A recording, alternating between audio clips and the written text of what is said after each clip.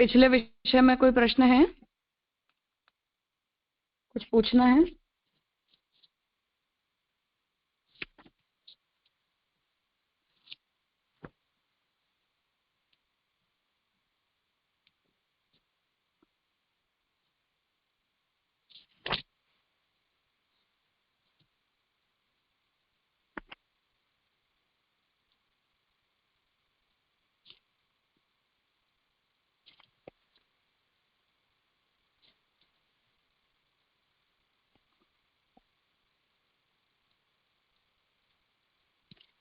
ठीक है, मुझे ध्यान है तब तक 7वें अधिकरण से शुरू करना है, शब्दादेव प्रमितः।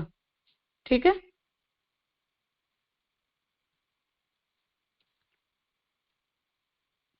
कोई बता सकता है?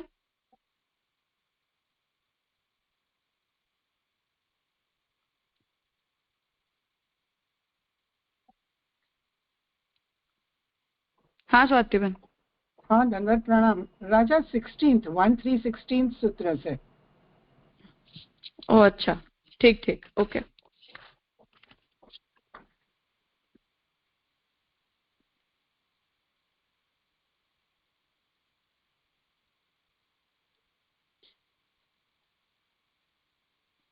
धृतेश्च महिम्नोऽस्यस्मान् अनुपलब्धेः। ठीक है,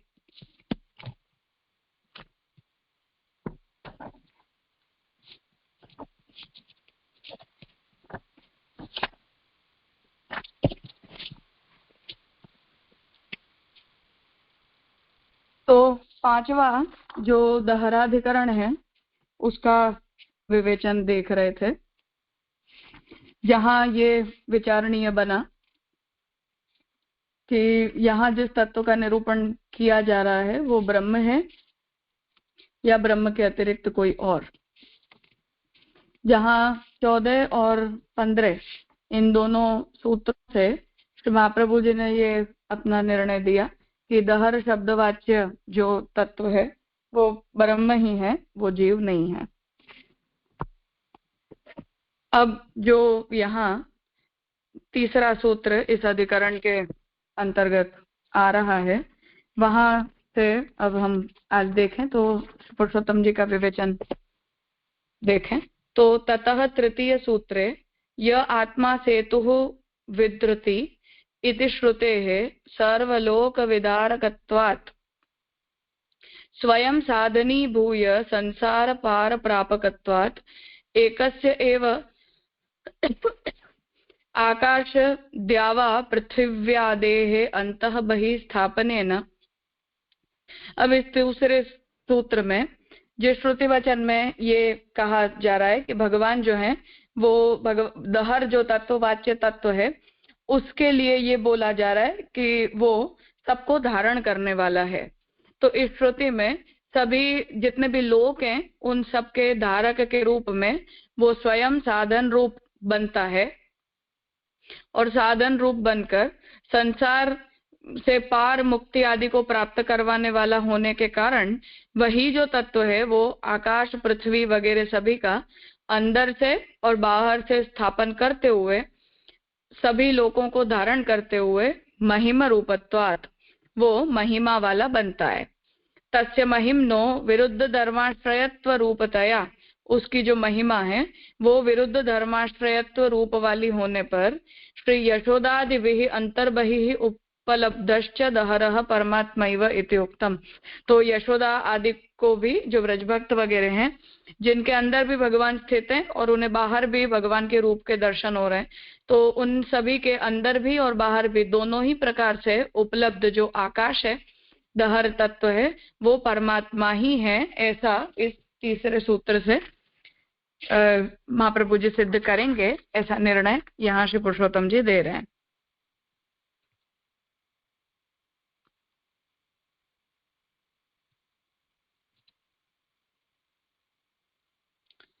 अब परमात्मा के दहर होने में दूसरा हेतु बतलाते हैं।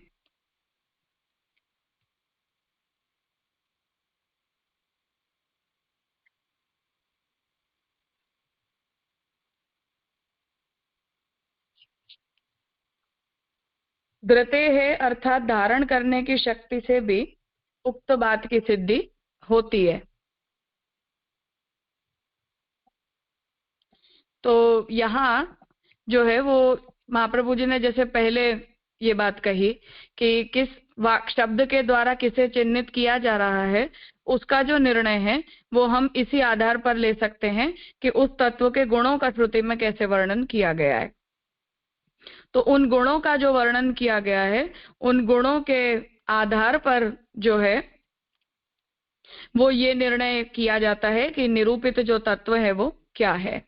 तो इस पर महाप्रभु जी ये आज्ञा कर रहे हैं कि यहाँ जिस दहर तत्व का निरूपण किया जा रहा है, वो दहर तत्व के लिए श्रुति ने एक और गुण बताया है कि उसके अंदर सभी को धारण करने की शक्ति है। जो यह आत्मा है, उस श्रुति वचन को यहाँ बता रहे हैं कि जो यह आत्मा है वह लोकों को पार करने वाला धारक सेतु है। तो ये सभी लोकों को धारण करते हुए जो भी जीव इन सभी लोकों को पार करके ब्रह्म को प्राप्त करना चाहता है, वहां तक पहुंचाने के लिए वो सेतु रूप है। ऐसी सर्वलोक विधारकत्व की क्षमता परमात्मा के अतिरिक्त किसी और में संभव नहीं है। तो पृथ्वी लोक से लेकर आकाश पर्यंत सभी पदार्थ को धारण करने का सामर्थ्य ब्रह्म के अतिरिक्त किसी और का नहीं हो सकता है।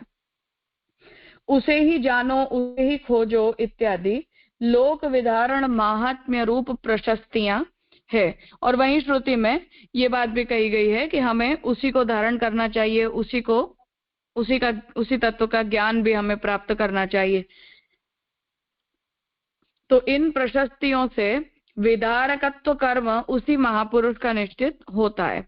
तो इस श्रुति वचन के द्वारा यही समझ में आता है कि जो दहर नामक तत्व का वर्णन किया जा रहा है, वही तत्व सभी पदार्थों को धारण करने वाला बनता है।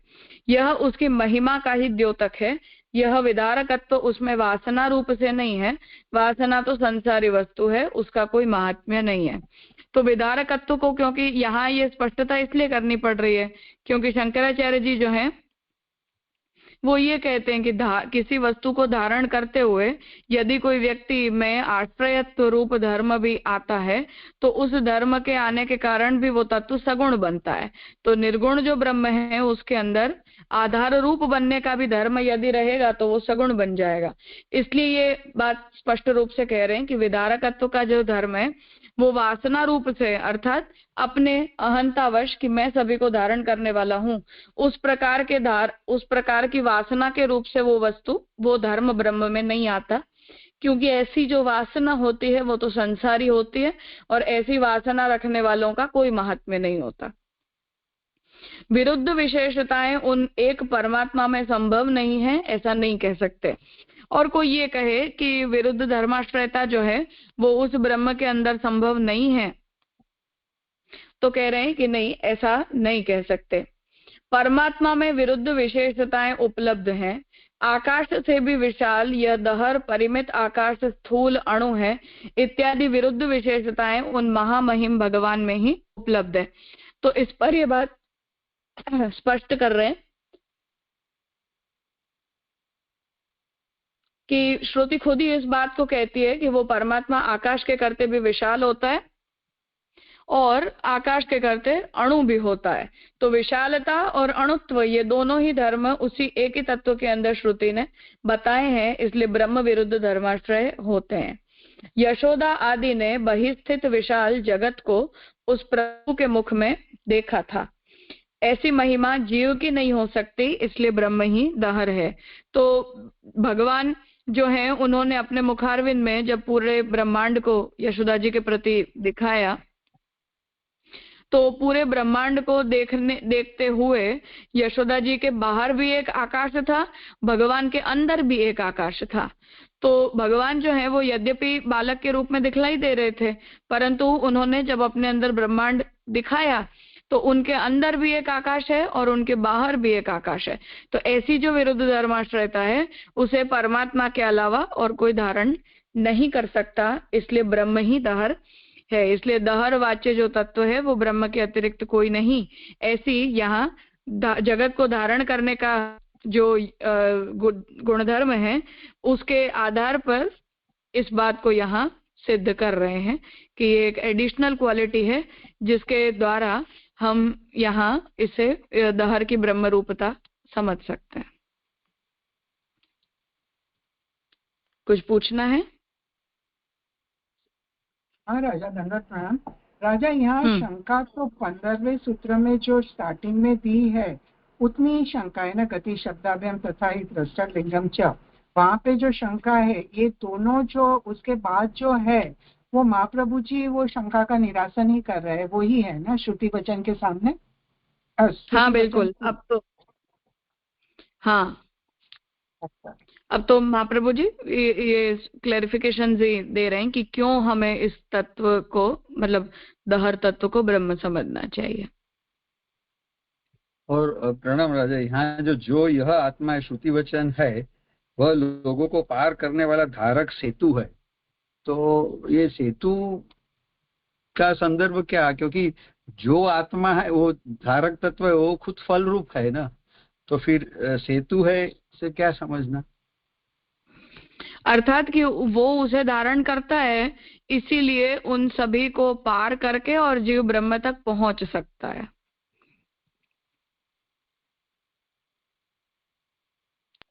माने सेतु भी वही और फल भी वही है, ऐसा समझ सकते? हाँ हाँ बिल्कुल।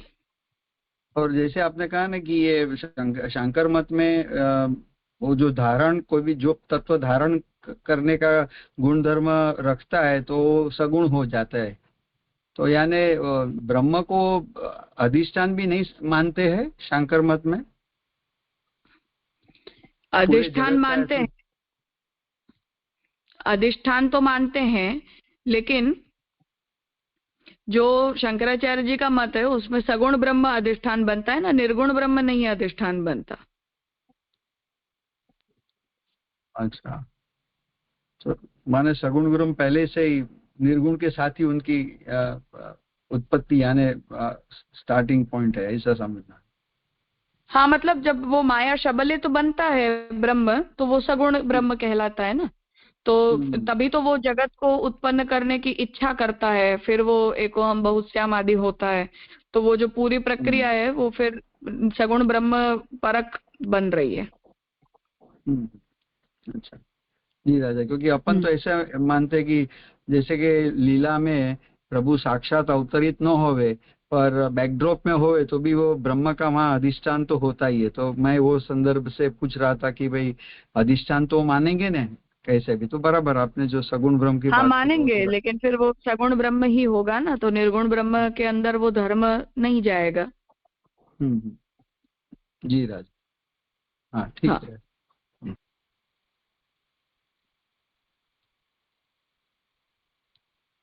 हाँ मास्टर जी। हाँ जय दंडवत प्रणाम। जय जैसे इसमें जो इन्वर्टेड कॉमा जो आया है इसको जरा एक बार और समझाया। आकाश से भी विशाल यह दैर परमित आकाश यानी स्थूल अणु है, जबकि नीचे बताया है कि इत्यादि विरुद्ध विशेष उन महामहिम भगवान में ही उपलब्ध हैं। यहाँ पर परमित आकाश अणु स्थूल अणु है और भगवान तो अपरमित है सब तरह से, यानी उनको देखा जाए इस तरह, तो ये परमित दे दिया अणु रूप में। ये क्लियर नहीं हुआ इन्वर्टेड कॉमा का जो शब्द है, इसको एक बार और समझाएंगे?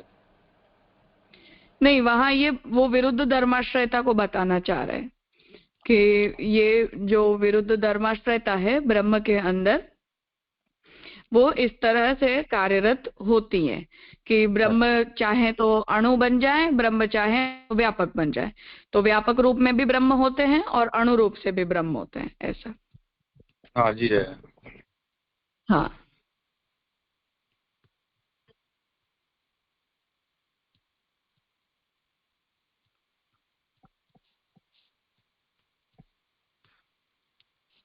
हाँ नीलेश भाई जी दंडवत प्रणाम। जी जी ये आपने समझाया, पर थोड़ा और समझ नहीं आ रहा है कि सेकेंड लाइन में यहाँ उसकी महिमा का द्योतक है, वो तक तो समझ आया। यह विचार विधारक तत्व उसमें वासनामय से नहीं है, वासना तो संसारी वस्तु है, वो समझ में नहीं आ रहा है आपने कहा। लेकिन ये शंकराचार्य जी के लिए ही बोला जा रहा है क्योंकि शंकराचार्य जी को प्रॉब्लम यही हो रही है कि ब्रह्म यदि जगत को धारण करने वाले बनेंगे तो फिर ब्रह्म के अंदर सगुणता आएगी, और वो सगुणता फिर हमें निर्गुण ब्रह्म के विषय में नहीं बोलनी चाहिए। इसीलिए वो सगुण ब्रह्म को जोर जबरदस्ती लाने का पूरा प्रकल्प वहां आ रहा है। तो महाप्रभु जी अपनी तरफ से उन्हीं का खंडन करने के लिए स्पष्टता कर रहे हैं कि हर स्थान पर धारण करने का जो धर्म है वो सगुण ही हो, ये आवश्यक नहीं है। मतलब कोई भी चीज अगर हम धारण करें तो वो सगुणत्व है, वो कैसे मतलब होता है इन व्हाट रिस्पेक्ट? क्योंकि आपके अंदर धारण करने का धर्म आया कि नहीं आया। ओके। तो आप एक क्वालिटी वाले बन गए, और यदि आप क्वालिटी वाले बन गए तो वो क्वालिटी तो सगुणता लाएगी ना आपके अंदर। ओके। और वो वासनामय से नहीं है, मतलब उसकी कोई इच्छा से नहीं है, ऐसा मतलब वो इन व्हाट सेंस? हाँ, मतलब वो उसे हम ये नहीं कह सकते कि जैसे हम अभिमानी बनकर इसे धारण करते हैं उस तरह से जगत को धारण करने की वासना ब्रह्म के अंदर है। अर्थात ब्रह्म जो है वो गुणाभिमानी हुए, धर्माभिमानी हुए, ऐसा आक्षेप आप नहीं कर सकते हो, जस्ट बिकॉज कि उसके अंदर धारण करने का धर्म है। यद्यपि शंकराचार्य जी फिर भी इस बात को नहीं मानते, पर हमारी तरफ से ये स्पष्टता दी जा रही है उनको। जी, थैंक यू।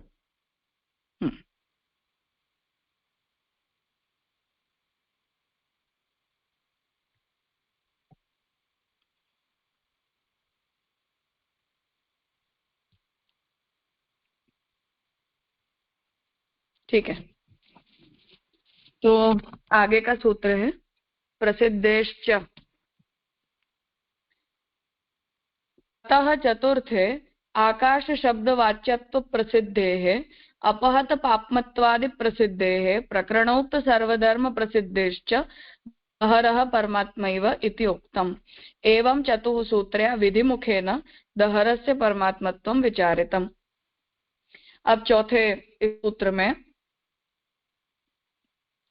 आकाश शब्द के द्वारा वाच्य जो मतलब दहर तत्व, आकाश शब्द के द्वारा परमात्मा की वाच्यता प्रसिद्ध है, और अपहत पापमा वगैरह जो गुण हैं वो भी ब्रह्म के विषय में प्रसिद्ध हैं। इसलिए प्रकरण में बताए गए जितने भी धर्म हैं वो ब्रह्म के विषय में प्रसिद्ध होने के कारण दहर जो है वो परमात्मा ही है, ऐसा महाप्रभु जी बता रहे हैं।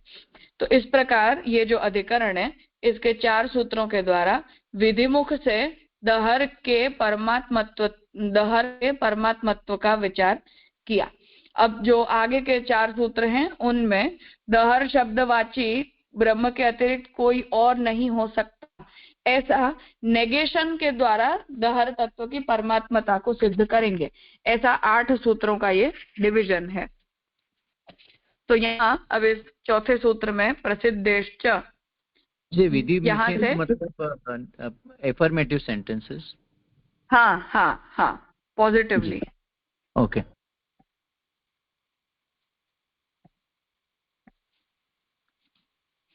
परमात्मा की आकाश शब्द वाच्यत्व रूप से प्रसिद्धि है।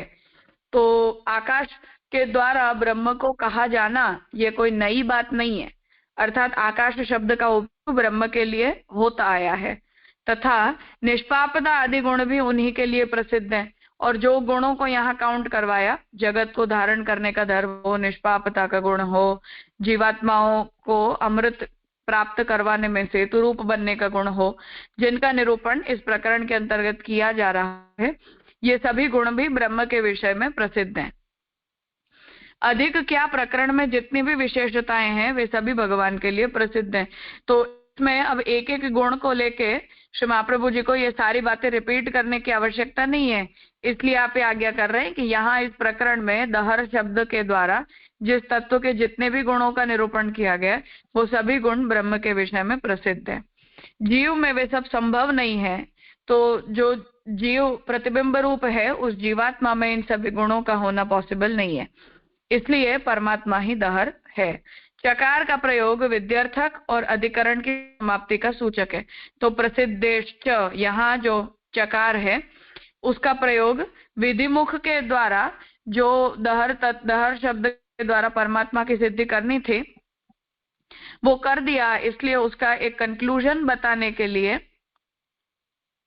ये बात चकार का प्रयोग किया गया है, जिसके द्वारा अधिकरण में एक पक्ष पूरा हो रहा है और अब निषेध मुख के द्वारा ये निरूपण दोबारा आगे के 4 सूत्रों से किया जाएगा।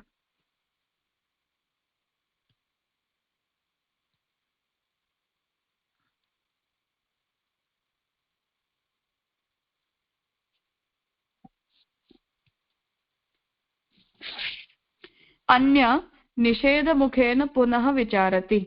अब आगे के 4 सूत्रों के द्वारा निषेध मुख के द्वारा फिर से दहर की परमात्मता का विचार यहाँ से किया जाएगा। अतः परम अग्रिम चतुः सूत्रे इतर निषेध मुखेन तस्यैव परमात्मत्वं पुनः साधयति। इस प्रकार अब आगे के फिर 4 सूत्रों के द्वारा अलग प्रकार से निषेध मुख के द्वारा दहर की परमात्मत्व का विचार फिर से किया जाएगा। अब उसमें जो 5वां सूत्र आ रहा है उसके अर्थ का श्री पुरुषोत्तम जी निरूपण कर। ततः पंचमे अस्मिन् प्रकरण आदि मध्यावसानेषु संप्रसादादि शब्दैः जीवस्य परामर्शात् जीव एव दहर इति सूत्रांशेन आशंक्य। तो अब यहाँ 5वें सूत्र में फिर से पूर्व पक्षी प्रश्न उपस्थित कर रहा है कि इस प्रकरण में शुरुआत में, इस प्रकरण के मध्य में और इस प्रकरण के अंत में संप्रसाद आदि शब्दों के द्वारा जीव का ही परामर्श किया गया होने के कारण हमें दहर शब्दवाच्य जीव समझना चाहिए, ऐसा सूत्र के एक अंश के द्वारा आशंका करते हुए जीवे जगद आधारत्वादेह असंभवात सन दहर इत्युक्तम।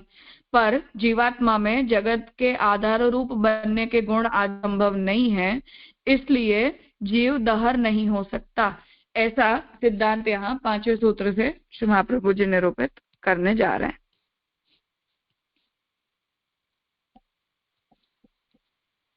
मतलब जे अभी जो सूत्र आएगा उसमें इति चेत वहां तक आशंका है और फिर न संभवात वो उसका आंसर है, ऐसा फलित हो रहा है ना? हाँ बिल्कुल जी।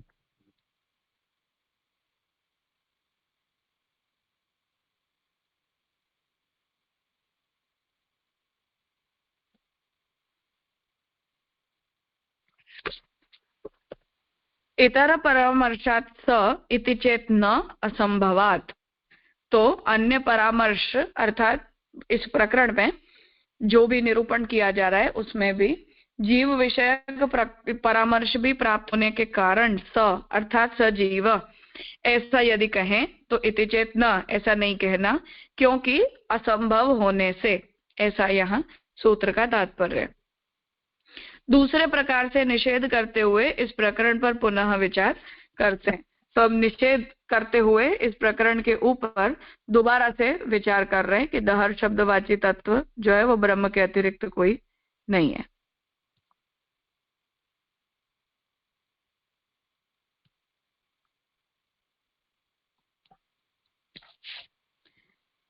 ब्रह्म ही ऐसे गुणों वाले हैं, जीव ऐसे गुणों वाला नहीं है, ऐसा किसी शास्त्र प्रमाण से तो सिद्ध नहीं कर सकते।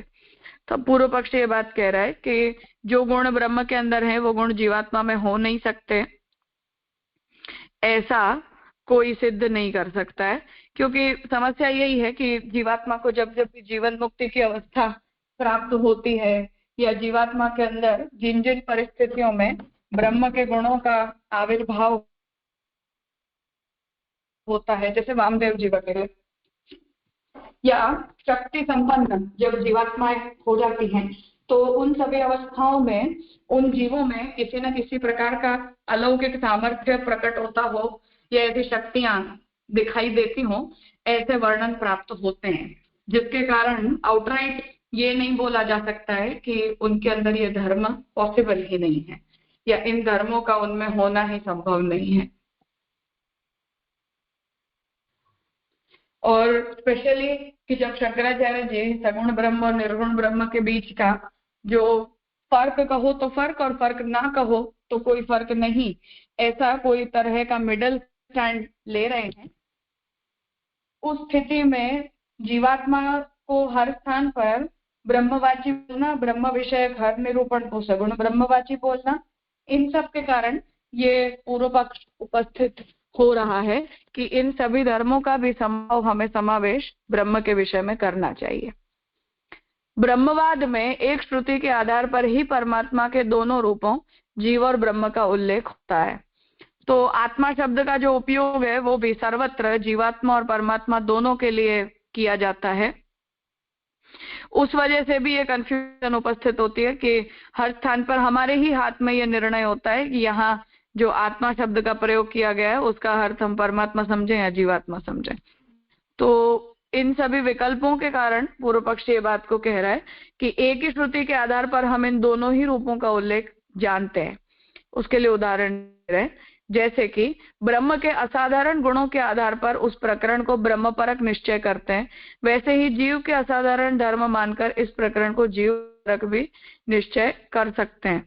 तो पूर्व पक्षी ये कह रहा है कि आप इसे ब्रह्म प्रकरण कह रहे हो, परंतु यहाँ इसे जीव प्रकरण भी समझा जा सकता है। जब ऐसा निश्चय कर लें तो आकाश तुल्यता आदि विशेषताएं जीव की भी हो सकती हैं। तो मानो मुक्तावस्था में जीव पहुंच गया है, या रामदेव जी वाली ब्रह्म अनुभव वाली जो स्थिति है वहां वो पहुंच गया है, या निर्विकल्पक समाधि के जैसी उच्चतम अवस्था के ऊपर जीव पहुंच चुका है।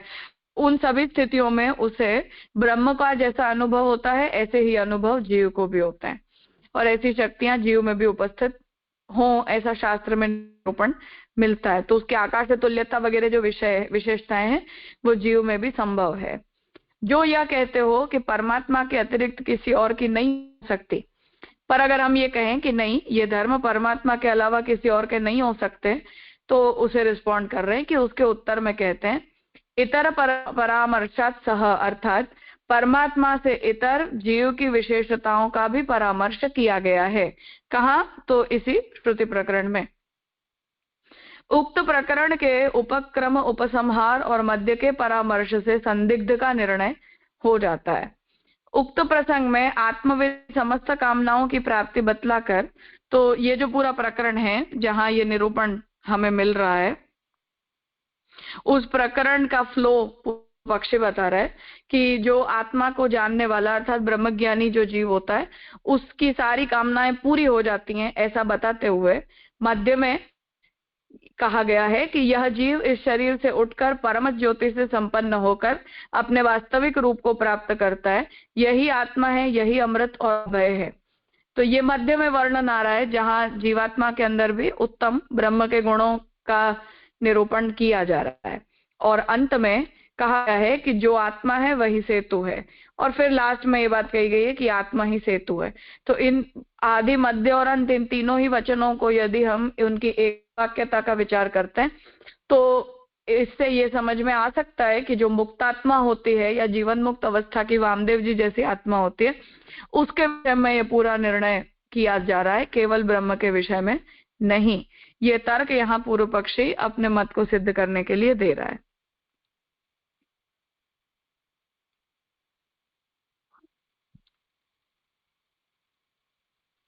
पूछना है कुछ? हाँ जी, हाँ। जैसे इसमें जो लास्ट में जो आया है इन्वर्टेड कोमा में आखिरी में, यह जीव इस शरीर से उठकर यानी परम ज्योति से संपन्न होकर के अपने वास्तविक रूप को प्राप्त करता है, यही आत्मा है, यही अमृत और अभय है।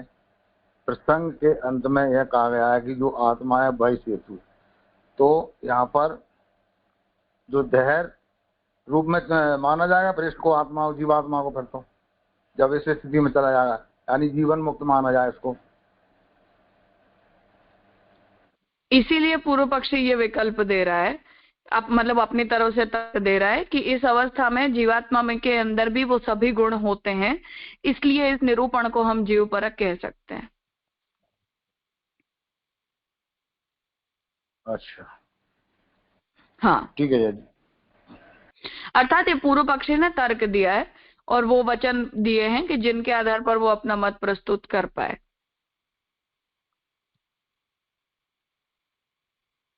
जो पूर्व पक्षी का मत है वो वैसे लिए। हाँ, पूर्व पक्षी ने शास्त्र वचन मतलब जिस प्रकरण से ये दहर तत्व का विमर्श शुरू हो रहा है उस प्रकरण के ऐसे वचन दिए हैं कि जो दहर शब्द की जीववाच्यता को सिद्ध कर सकते हैं। तो पूर्व पक्षी अपना पक्ष रख रहा है यहाँ। जी जय हो गया।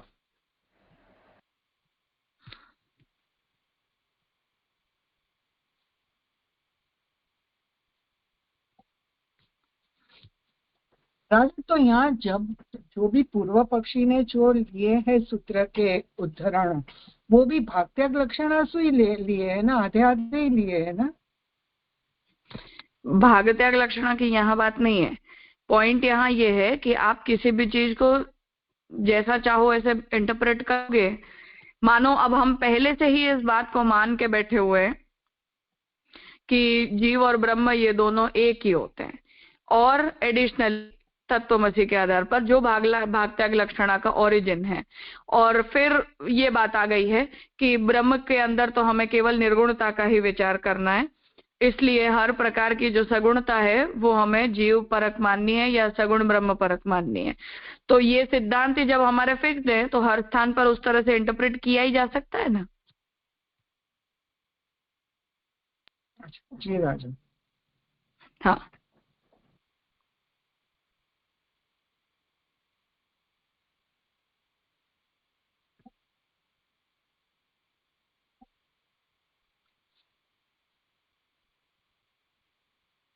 हाँ भानुबेन।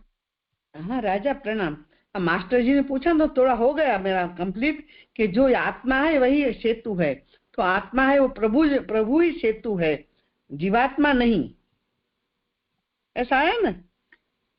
यहाँ पूर्व पक्षी ये आर्गुमेंट, हाँ, वो समझ में आई बात कि पूर्व पक्ष ये आर्गुमेंट करते हैं कि जो आत्मा है वो सेतु बन सकता है, ऐसी जीवात्मा मुक्त है वो। हाँ बिल्कुल, हाँ बिल्कुल। हाँ, जी, पर वैसा नहीं है, प्रभु ही सेतु है, प्रभु ही आधार है।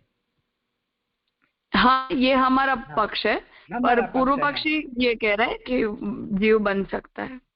जी जी, वो मास्टर जी ने बोला समझ में आ गई। राजा प्रणाम। हाँ प्रणाम।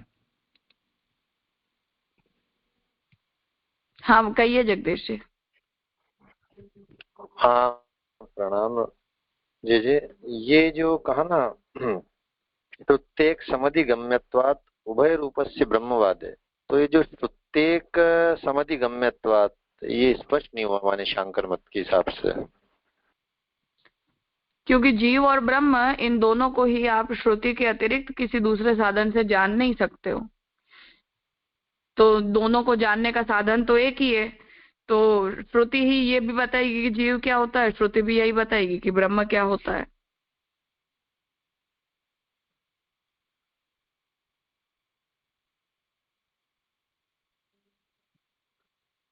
वो बात तो सच्ची है, लेकिन वो जो साम्यता लाई जा रही है माने ब्रह्म और जीव की, तो वहां में मतलब बात आ रही है कि उससे सिमिलरिटी कैसे आ रही है। माने श्रुति एक समधि गम्यत्वात्, श्रुति से हम जान रहे हैं ब्रह्म का स्वरूप और जीव का स्वरूप, पर वो साम्यता तो अलग अलग ही बताई जा रही है ना। उसको यहाँ पे सिमिलरिटी कैसे श्रुति से दोनों की मानी जा रही है पूर्व पक्ष के स्टैंड में। यही कि एक ही श्रुति जीव का भी निरूपण करती है और एक ही श्रुति ब्रह्म का भी निरूपण करती है। और आत्मा शब्द का उपयोग जीवात्मा और परमात्मा दोनों के लिए हर स्थान पर कॉमन टर्म के रूप में किया ही जाता है।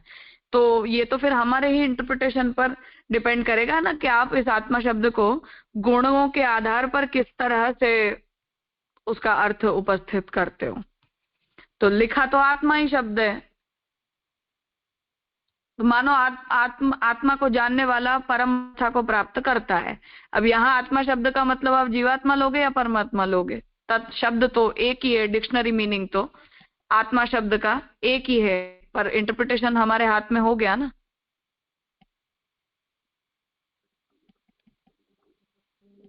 जी जी, मतलब जैसे विषय वाक्य में ये बात आई थी कि अथ यद इदम अस्मिन ब्रह्मपुरे दहरम पुंडरीक वेश में, तो ब्रह्मपुरे वहां ऐसा लिया है, मतलब आत्मा और परमात्मा का नहीं लेकर के। तो वह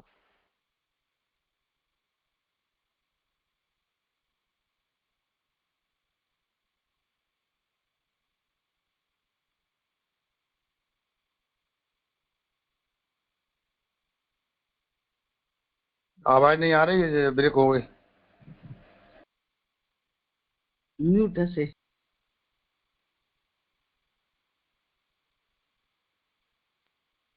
मेथी राजा आवाज ब्रेक हो गई है। ये बोलते सुनाई नहीं रहेंगे। दिया? नहीं ये बिल्कुल आवाज नहीं आई अभी। अच्छा, अभी आ रही है? अब आने लगी। हाँ हाँ हाँ, कुछ होगा डिस्टरबेंस। हाँ, तो मैंने ये कहा कि ब्रह्म जो है वो परमात्मा, ब्रह्म शब्द का उपयोग यदि किया गया है तो ब्रह्म शब्द का अर्थ यदि हम सगुण ब्रह्म ऐसा कर लेते हैं तो सगुण ब्रह्म का प्रतिबिंब ही तो जीव होता है। तो सगुण ब्रह्म अर्थ यदि एक बार कर लिया तो उस शब्द के द्वारा जीव की सिद्धि बहुत सरल से हो सकती है।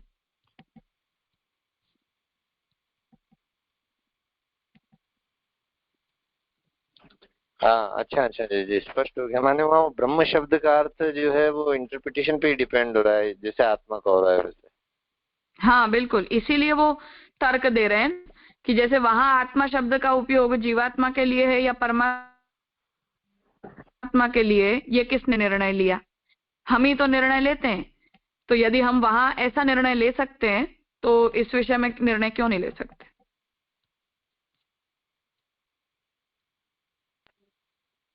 जी जी जी, ये तो बात ये स्पष्ट पूर्व हो गई पक्ष इसमें। आर्ग्यू करना चाहिए। जी जी जी, स्पष्ट हो गई बात। हाँ, और कुछ है?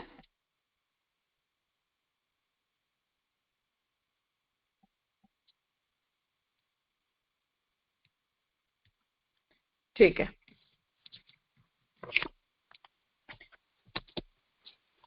संप्रसाद जीव सुषुप्ति अवस्था का स्वरूप है। परमात्मा के संबंध से अपने वास्तविक स्वरूप की निष्पत्ति की जो बात कही है उससे तो जीव की ही उक्त विशेषताएं समझ में आती हैं। तो पूर्व पक्ष ये बात कह रहा है कि संप्रसाद क्या होता है, तो जीव की जो सुषुप्ति अवस्था होती है उसे संप्रसाद कहते हैं। तो उस सुषुप्ति की अवस्था में परमात्मा का जब जीवात्मा को संबंध होता है, अर्थात ऑलमोस्ट निर्विकल्पक समाधि वाली अवस्था है, तो उस अवस्था में परमात्मा के संबंध के कारण जीवात्मा को अपने वास्तविक स्वरूप की निष्पत्ति होती है। अब हमारे हिसाब से वास्तविक स्वरूप होगा जीव ब्रह्म का अंश है, और शंकराचार्य जी के हिसाब से जीव का वास्तविक स्वरूप होगा कि मैं ब्रह्म हूँ। तो पूर्व पक्षी बात कर रहा है, तो वास्तविक स्वरूप अर्थात अहम ब्रह्मास्मि, उसकी जो निष्पत्ति की बात कही गई है उसके द्वारा जीव की ये विशेषताएं समझ में आती हैं। अर्थात मानो उसे अहम ब्रह्मास्मि की बात समझ में आ जाती है कि मैं ब्रह्म हूं, इस प्रकार का अनुभव यदि उसे सिद्ध हो जाता है तो उस स्थिति में फिर अहम ब्रह्मास्मि की सिद्धि हो जाने पर उसे भी ब्रह्म को जो अनुभूत होता है वो सबको जीवात्मा को भी अनुभूत होने लग जाएगा। तो यदि ऐसी प्रक्रिया हम मान लेते हैं तो यहाँ जितनी भी विशेषताएं दहर की बताई जा रही हैं वो सारी विशेषताएं जीवात्मा की समझ में आ सकती हैं। इस प्रसंग में स्वरूप प्राप्ति की बात परमात्मा के लिए कही गई हो ऐसा तो संभव नहीं है। तो यहाँ स्वरूप प्राप्ति अर्थात अपने मूल स्वरूप को प्राप्त कर, तो मूल स्वरूप ब्रह्म क्या प्राप्त करेगा? ब्रह्म तो अपने मूल स्वरूप से कभी हटा ही नहीं है, जीवात्मा ही शुद्ध में से बद्ध बनती है। तो ये बात परमात्मा के लिए नहीं हो सकती। इससे निश्चित होता है कि यह सारा प्रकरण जीव परक ही होता है, वह जीव ही इस प्रकरण का उल्लेख्य तत्व है। तो इससे पूर्व पक्ष ये बात कह रहे हैं कि इससे बात सिद्ध होती है कि ये जो पूरा प्रकरण है वो जीव परक ही है, और यहाँ जो निरूपण किया जा रहा है वो जीव का ही निरूपण है।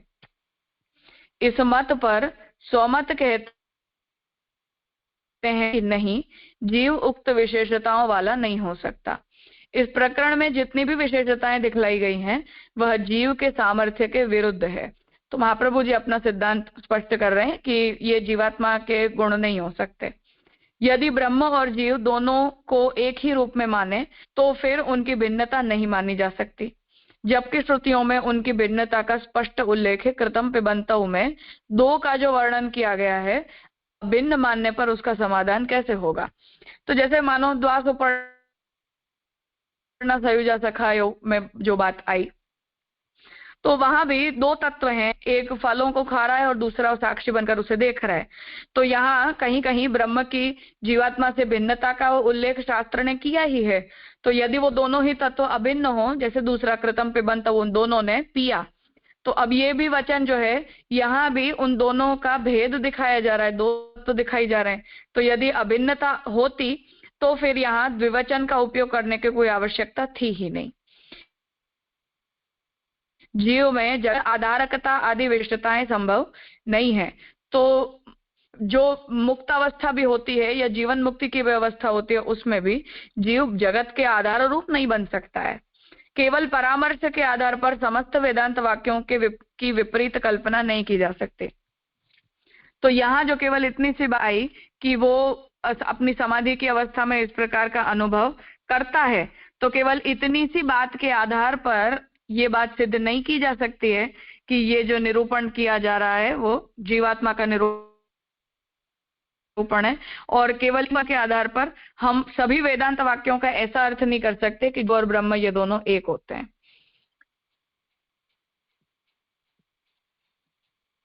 परामर्श का कुछ दूसरा ही अर्थ है, इसे आगे कहेंगे, इसलिए दहर जीव नहीं हो सकता।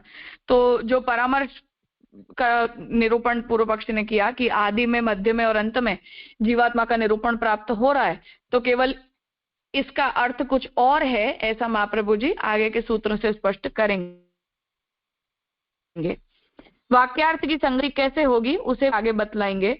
ब्रह्म एक ही है, दो नहीं। तो ये सभी जो वाक्य हैं जहां जीवात्मा का निरूपण हमें मिल रहा है, उनकी भी संगति का निरूपण आगे करेंगे। परंतु यहाँ जो निरूपण है वो ब्रह्म का निरूपण नहीं है, जीवात्मा का निरूपण नहीं है, पर ब्रह्म का ही निरूपण है, ऐसा महाप्रभु जी सिद्ध कर रहे हैं। और ब्रह्म जो है वो दो नहीं हो सकता, अर्थात सगुण ब्रह्म और निर्गुण ब्रह्म ऐसे दो नहीं हो सकते।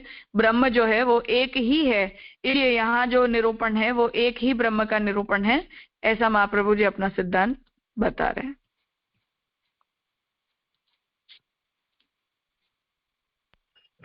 जो न संभवाद है वो उसको ये वाक्य से ले सकते हैं ना कि जीव में जगत धारकता आदि विशेषता संभव नहीं है।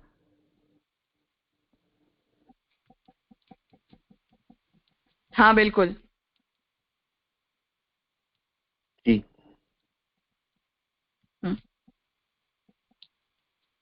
और कुछ?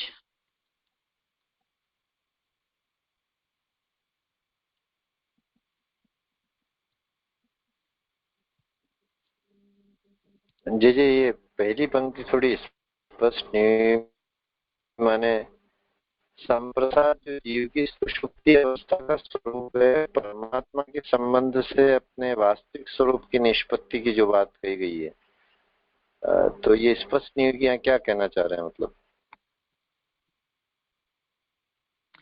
कहना ये चाह रहे हैं कि जीव के अंदर जो ब्रह्म के गुण की उपलब्धि पूर्व पक्षी सिद्ध करना चाह रहा है, वो उपलब्धि जीवात्मा को सुषुप्तावस्था में होती है, ऐसा पूर्व पक्षी का आर्ग्यूमेंट है।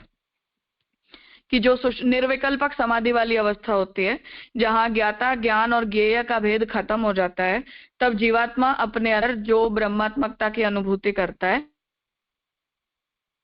उस अनुभूति में उसके अंदर ब्रह्म के गुणों का आधान करके और ब्रह्म के गुण का विचार वहां कर सकते हैं। इसलिए यहाँ दहर शब्द के द्वारा जिन जिन वो जीवात्मा के भी गुण हो सकते हैं, ऐसा पूर्व पक्षी कहना चाह रहा है।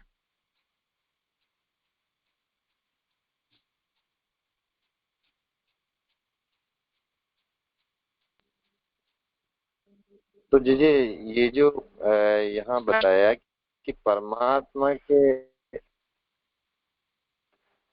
जी आवाज आ रही है? हाँ हाँ आ रही है, बोलिए। जी जी, तो ये जो बात यहाँ बताई गई है कि परमात्मा के संबंध से अपने वास्तविक स्वरूप की निष्पत्ति की जो बात कही गई है, तो ये जो पहले हमने देखा था कि जो जहाँ पर मतलब माने सुषुप्त अवस्था में जो ब्रह्म के गुणों के आधान हो रहा है और उससे जो वास्तविक स्वरूप की निष्पत्ति की बात कही गई है, सही समझना चाहिए ना? हाँ पूर्व पक्षी ये कह रहा है कि यहाँ ये बोला जा रहा है कि उस तत्व को अपने वास्तविक स्वरूप की निष्पत्ति होती है, तो वास्तविक स्वरूप की निष्पत्ति तो जीवात्मा को होनी चाहिए, ब्रह्म तो हमेशा ही अपने मूल स्वरूप में होता है, इसलिए इसे जीव का निरूपण समझना चाहिए जिसे अपने मूल स्वरूप की निष्पत्ति होती है, अर्थात अपने अंदर ब्रह्मात्मकता बुद्धि होती है, जो शंकराचार्य जी ने ज्ञान का अंतिम चरण बताया, अहम ब्रह्मास्मि वाला। जी जी स्पष्ट हो गया। लेकिन ये जो बात बताई गई है ये धैर्य अधिकरण में माने मूल विषय वाक्य में बताई गई है या विषय वाक्य में नहीं, प्रकरण गई है? प्रकरण में मतलब उस पूरे प्रकरण में। अच्छा, प्रकरण में, क्योंकि वाक्य के तात्पर्यार्थ का निर्णय तो प्रकरण के आधार पर होता है ना, इसलिए। अच्छा अच्छा अच्छा, जी जी स्पष्ट हो गया, प्रणाम। हाँ,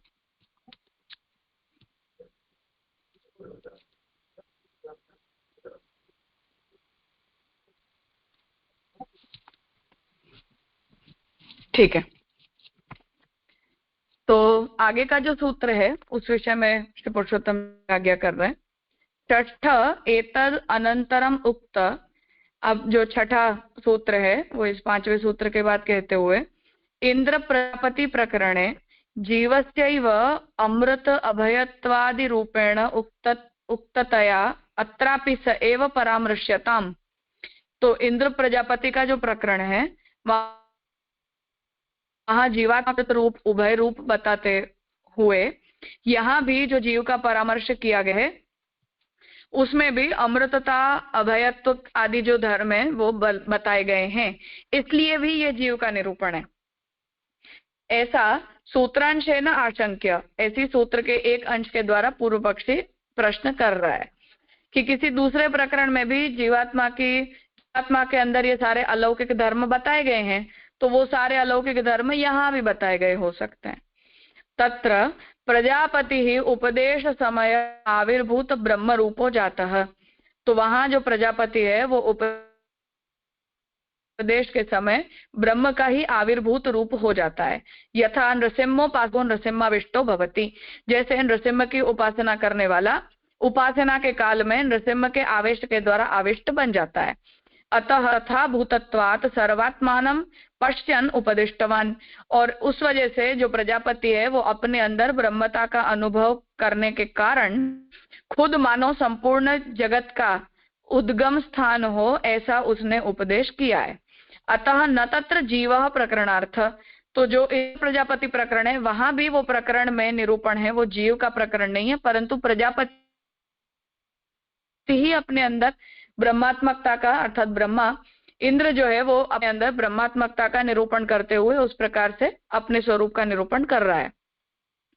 अतः तद अनुरोधेन अत्र जीवस्य ब्रह्म अभिन्नत्वम न वक्तुम शक्यम, इसलिए उस इंद्र प्रजापति प्रकरण का सहारा लेकर यहाँ उस प्रकरण के अनुरोध से जीव और ब्रह्म की अभिन्नता का निरूपण किया जा रहा है, ऐसा नहीं कह सकते। तस्मात् दहरः परमात्मैव, इसलिए दहर शब्दवाच्य तत्व परमात्मा ही है।